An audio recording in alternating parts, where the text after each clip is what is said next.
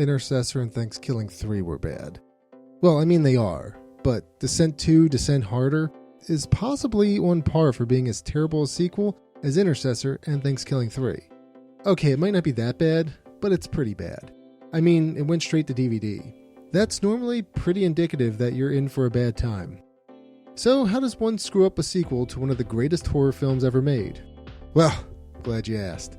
Depending on where you're located, you would have seen one of two endings in the first Descent film in theaters. Ending 1 is where the main protagonist, Sarah, escapes the cave only to find herself haunted by the fact that she trapped her former best friend, Juno, down there to die. Or, in Ending 2, the main protagonist has the same jump scare, with the exception that she wakes up back in the cave and she never escaped at all. Descent 2, Electric Spelunkaloo, follows the ending where Sarah escapes the cave. So, given the events of the first film, why would anyone in their right mind go back into that cave with the killer humanoid underground dwellers, or Chuds for short? Why, by giving the main character amnesia. Of course.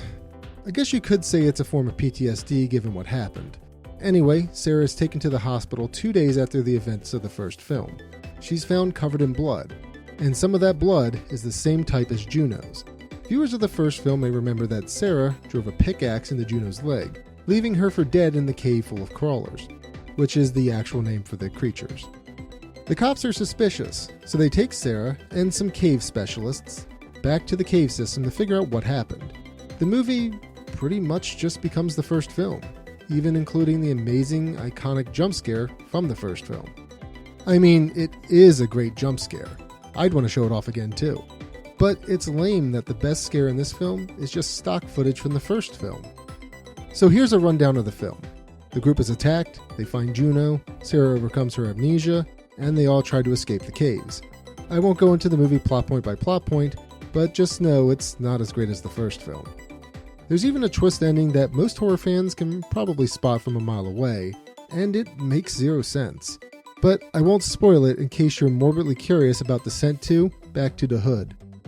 The movie also reveals too much about the crawlers. For instance, it humanizes them by showing how their societal construct works, and it just doesn't work for me at all. We also see where the creatures go to the bathroom.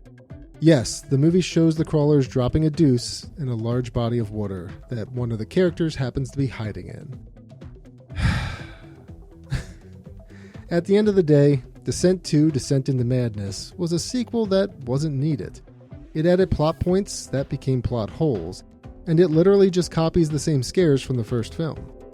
And it shows a creature dropping the kids off at the pool during the movie, and that's something I'd expect from Monster'd, and that isn't a movie that you want yours to be compared to.